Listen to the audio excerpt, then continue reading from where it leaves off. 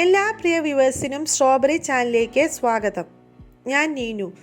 ഇന്ന് ഞാൻ നിങ്ങളെ പരിചയപ്പെടുത്തുന്നത് വിദേശ രാജ്യങ്ങളിൽ നേരത്തെ തന്നെ പോപ്പുലർ ആയിട്ടുള്ളതും ഇന്ത്യയിൽ ഈ അടുത്ത കാലങ്ങളിൽ പരിചിതവുമായ ഒരു ഫാമിംഗ് കൺസെപ്റ്റാണ്.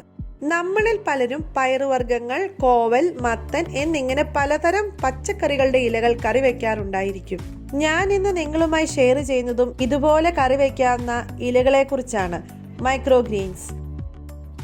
വീഡിയോയിലേക്ക് കടക്കുന്നതിന് മുന്നേ നിങ്ങൾ ആദ്യമായാണ് ഈ ചാനൽ കാണുന്നതെങ്കിൽ സബ്സ്ക്രൈബ് ചെയ്യാൻ മടിക്കരുത്. അതുപോലെ തന്നെ വീഡിയോസ് ഇഷ്ടമായ ലൈക്ക് ചെയ്യാനും കമന്റ് ചെയ്യാനും നിങ്ങളുടെ ഫാമിലി ഫ്രണ്ട്സുമായി ഒന്ന് ഷെയർ ചെയ്ത് കൊടുക്കുവാനും മറക്കരുത്. ഒരു സീഡ് നട്ടുമുളച്ച് ആദ്യം വരുന്ന 2 ഇലയോട് കൂടിയ തണ്ട് ഭക്ഷണത്തിന് ഉപയോഗിക്കുന്ന രീതിയാണ് മൈക്രോഗ്രീൻസ്.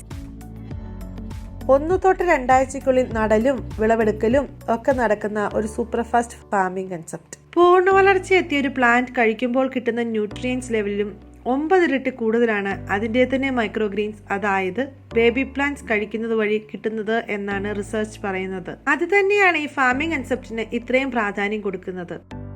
ഈ വീഡിയോയിൽ ഞാൻ നിങ്ങളെ പരിചയപ്പെടുത്തുന്നത് വിവിധതരം മൈക്രോഗ്രീൻസിനെ പറ്റിയാണ്.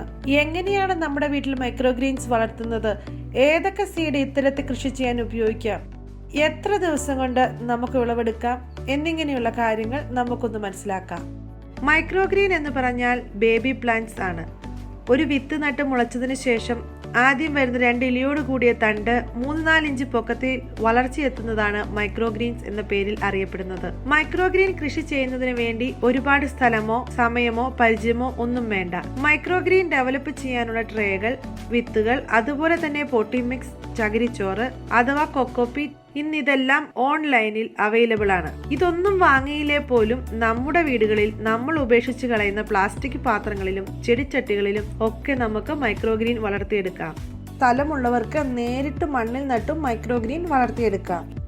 ഈ കൃഷി രീതിയിൽ സ്ഥലം പോലെ തന്നെ മണ്ണും വെള്ളവും ഒന്നും തന്നെ വലിയ പ്രശ്നമാകുന്നില്ല. ഏത് കാലാവസ്ഥയിലും എത്ര ചെറിയ സ്ഥലത്തും വളർത്തിയെടുക്കുവാൻ സാധിക്കും. 7 ദിവസം മുതൽ 2 ആഴ്ച വരെയുള്ള കൃഷി രീതി ആയതിനാൽ കീടങ്ങളുടെ ശല്യവും ഉണ്ടാകുന്നില്ല. ഇന്ന് ഞാൻ നിങ്ങളെ പരിചയപ്പെടുത്തുന്നത് നമ്മുടെ തന്നെ കിച്ചൺ ക്യാബിനറ്റിൽ അവൈലബിൾ സീഡുകളായ ചെറുപയർ, കടുക്, ഉലുവ എന്നിവയിൽ നിന്നും എങ്ങനെയാണ് മൈക്രോഗ്രീൻസ് വളർത്തിയെടുക്കുന്നത് എന്നാണ്. ആദ്യം നമുക്ക് ചെറുപയർ എങ്ങനെയാണ് നടുന്നത് എന്ന് നോക്കാം. ഇതുപോലൊരു ട്രേ ആണ് വിത്തുപാകാൻ എടുത്തിരിക്കുന്നത്. നടാനുള്ള ചെറുപയർ തലേദിവസം തന്നെ വെള്ളത്തിലിട്ട് കുതിർത്ത് വെക്കാം. പയർവർഗ്ഗങ്ങൾ കുതിർത്ത് നടുന്നതാണ് പെട്ടെന്ന് കിളിർത്ത് വരാൻ നല്ലത്. നടാൻ ഉപയോഗിക്കുന്ന ഈ ട്രേയിൽ പോട്ടി മിക്സ് നിറയ്ക്കാം. നടാനുള്ള പോട്ടി മിക്സ് സാധാരണ മണ്ണോ ചകിരിച്ചോറോ ഏത് വേണമെങ്കിലും ആകാം. ഞാൻ ഇവിടെ ഉപയോഗിച്ചിരിക്കുന്നത് വീട്ടിൽ റെഡിയാക്കിയെടുത്ത ചകിരിച്ചോറാണ്. അതുകൊണ്ടാണ് നാരുകൾ കാണുന്നത്. 1 തൊട്ട് 2 ഇഞ്ച് വരെ കനത്തിൽ ചകിരിച്ചോറ് നിറയ്ക്കാം. ഇനി ഇത് നല്ലതുപോലെ ഒന്ന് നനച്ചു കൊടുക്കാം. സുഷിരങ്ങൾ ഇടാത്ത ട്രേയിൽ വെള്ളം ഒഴിക്കുമ്പോൾ കൂടി പോകാതിരിക്കാൻ പ്രത്യേകം ശ്രദ്ധിക്കണം. ഇനി കുതിർത്തു വെച്ചിരിക്കുന്ന ചെറുപയർ ഇട്ടുകൊടുക്കാം. ഒരാഴ്ചയിൽ വിളവെടുക്കുന്ന കൃഷി രീതി ആയതിനാൽ തിക്കി നിറച്ച് കൊടുത്താലും പ്രശ്നമില്ല. ഒന്ന് ലെവൽ ചെയ്ത് കൊടുക്കാം. സ്ട്രോങ് ആയി സ്ട്രെയിറ്റ് ആയി ഒരേ ലെവലിൽ വരുന്നതിന് വേണ്ടിയാണ് ഇങ്ങനെ ചെയ്യുന്നത്. ഇതിന്റെ മുകളിൽ 1 ഇഞ്ച് കനത്തിൽ മണ്ണോ ചകിരിച്ചോറോ ഏത് വേണമെങ്കിലും നിറച്ചു കൊടുക്കാം. വിത്തുകൾ മുഴുവൻ കവർ ചെയ്തില്ലെങ്കിലും ഒരു പ്രശ്നവുമില്ല. ഇത് ഒന്നുകൂടി നനച്ച് കൊടുത്തതിന് ശേഷം വിത്ത് മുളയ്ക്കാനായി മാറ്റിവെക്കാം. സൺലൈറ്റ് വളരെ കുറച്ച് മാത്രം ആവശ്യമേ ഉള്ളൂ. അതുകൊണ്ട് നേരിട്ട് സൂര്യപ്രകാശം ലഭിക്കാത്ത ഏരിയയിൽ വരെ മൈക്രോഗ്രീൻ വളർത്തിയെടുക്കാൻ സാധിക്കും. അതുകൊണ്ട് തന്നെ സിറ്റിയിൽ ഫ്ലാറ്റുകളിൽ താമസിക്കുന്നവർക്ക് വളരെ എളുപ്പത്തിൽ ചെയ്യാവുന്ന ഒരു കൃഷിരീതിയാണ് മൈക്രോഗ്രീൻസ്. ഓരോ ദിവസത്തെയും ഡെവലപ്മെന്റ്സ് ആണ് ഇപ്പോൾ കാണുന്നത്. ഒന്നിടവിട്ട ദിവസങ്ങളിൽ മണ്ണ് നനച്ചു കൊടുക്കണം. മണ്ണിന്റെ നനവനുസരിച്ച് വെള്ളം ഒഴിക്കേണ്ടത് മനസ്സിലാക്കാവുന്നതാണ്. വെള്ളം തൈകളിലേക്ക് ശക്തമായി ഒഴിക്കാതിരിക്കാൻ പ്രത്യേകം ശ്രദ്ധിക്കണം. ഒരു ബോട്ടിലിന്റെ അടപ്പിൽ ചെറിയ ചെറിയ സുഷിരങ്ങൾ ഇട്ട് വെള്ളം നനയ്ക്കാൻ ഉപയോഗിക്കുകയാണെങ്കിൽ തൈക്ക് വലിയ പ്രശ്നമൊന്നും വരാതെ നനച്ചു കൊടുക്കാൻ സാധിക്കും. 7 ദിവസം കഴിഞ്ഞപ്പോൾ തന്നെ ചെറുപയർ വിളവെടുക്കാൻ റെഡിയായി. ഇനി 2 ഇഞ്ച് പൊക്കത്തിൽ കട്ട് ചെയ്ത് എടുക്കാം. തോരൻ കറിയായോ മറ്റു കറികളുടെ കൂട്ടത്തിൽ ആഡ് ചെയ്തോ എങ്ങനെ വേണമെങ്കിലും നമുക്ക് ഭക്ഷണത്തിൽ ഉൾപ്പെടുത്താം. വളരെ രുചികരമായ ഒരു കറിയാണ് പയറിന്റെ ഇല കൊണ്ട് ഉണ്ടാക്കുന്ന തോരൻ. അടുത്തതായി കടുക് പാകാം. അതിനായി ഒരു ട്രേ എടുത്ത് അതിലേക്ക് പോട്ടി മിക്സ് നിറയ്ക്കാം. ചകിരിച്ചോറും മണ്ണും മിക്സ് ചെയ്താണ് പോട്ടി മിക്സ് റെഡിയാക്കിയത്. ഇങ്ങനെ വേണമെന്നുള്ളത് നിർബന്ധമുള്ള കാര്യമല്ല.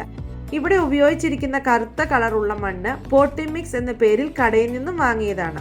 എന്നാൽ ഇങ്ങനെ വാങ്ങുന്ന മണ്ണിൽ പെട്ടെന്ന് തന്നെ കീടങ്ങൾ ഉണ്ടാകുന്നു. അതുകൊണ്ട് തന്നെ സാധാരണ മണ്ണോ ചകിരിച്ചോറോ ആണ് നമ്മുടെ നാട്ടിൽ മൈക്രോഗ്രീൻസ് വളർത്തുന്നതിന് ഉത്തമം. കടുക് വളരെ ഫാസ്റ്റായിട്ട് ഗ്രോ ചെയ്യുന്ന ഒരു മൈക്രോസീഡാണ്. വളരെ എളുപ്പത്തിൽ വളർത്താൻ സാധിക്കും. ഇത് വെള്ളത്തിൽ സോക്ക് ചെയ്ത് വയ്ക്കേണ്ട ആവശ്യമില്ല. ഡയറക്റ്റ് പ്ലാന്റ് ചെയ്യാം. 2 തൊട്ട് 3 ദിവസം ആകുമ്പോൾ തന്നെ സീഡ് കിളിർക്കാൻ തുടങ്ങും. അടുത്ത 2 ദിവസം കൊണ്ട് 2 ഇഞ്ച് പൊക്കത്തിലാകും. 7 ദിവസം കൊണ്ട് തന്നെ 3 ഇഞ്ച് പൊക്കത്തിൽ വളർന്ന് ഹാർവെസ്റ്റ് ചെയ്യാൻ റെഡിയാകും. മൈക്രോഗ്രീൻ ഭക്ഷണത്തിന് ഉൾപ്പെടുത്തുന്നതിന് വേണ്ടി പ്രത്യേകിച്ച് റെസിപ്പികളൊന്നും ഫോളോ ചെയ്യേണ്ടതില്ല.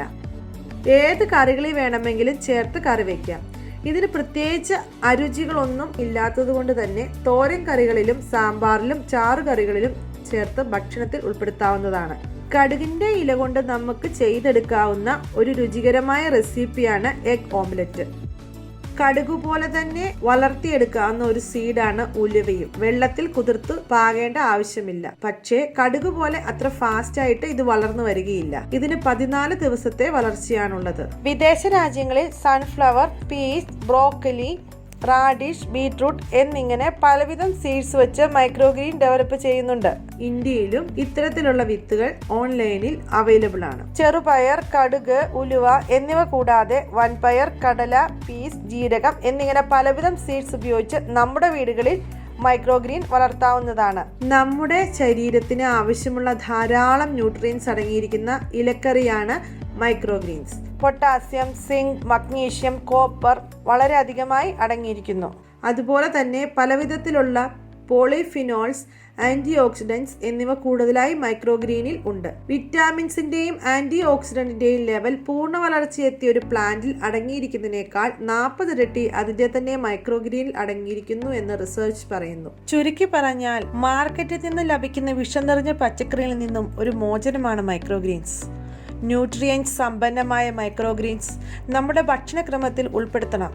നമ്മുടെ കുഞ്ഞുങ്ങൾക്കും വീട്ടുകാർക്കും സന്തോഷത്തോടെയും മനസമാധാനത്തോടെയും വിളമ്പിക്കെടുക്കുവാൻ സാധിക്കുന്ന ഒരു പച്ചക്കറിയാണ് മൈക്രോഗ്രീൻസ്. വലിയ മുതൽ മുടക്കുകളോ അധ്വാനമോ കൂടാതെ എന്നും ഇലക്കറികൾ നിങ്ങൾക്ക് സ്വന്തമായി വളർത്താം. ആരോഗ്യപരമായ ഒരു ജീവിതം ഉണ്ടാകട്ടെ. ഈ ന്യൂ ഫാമിംഗ് കൺസെപ്റ്റ് എല്ലാവർക്കും ഇഷ്ടപ്പെട്ട് കാണുമല്ലോ. എങ്കിൽ ഇന്ന് തന്നെ മൈക്രോഗ്രീൻസ് വളർത്തി തുടങ്ങിയാലോ? വീഡിയോ ഇഷ്ടമായ ലൈക്ക് ചെയ്യുക, നിങ്ങളുടെ ഫാമിലി ഫ്രണ്ട്സുമായി ഷെയർ ചെയ്യുക. ഇനി ഇതുപോലത്തെ നല്ല നല്ല വീഡിയോസുമായി നമുക്ക് ഉടൻ കണ്ടുമുട്ടാം. Thanks for watching. Bye. Take care.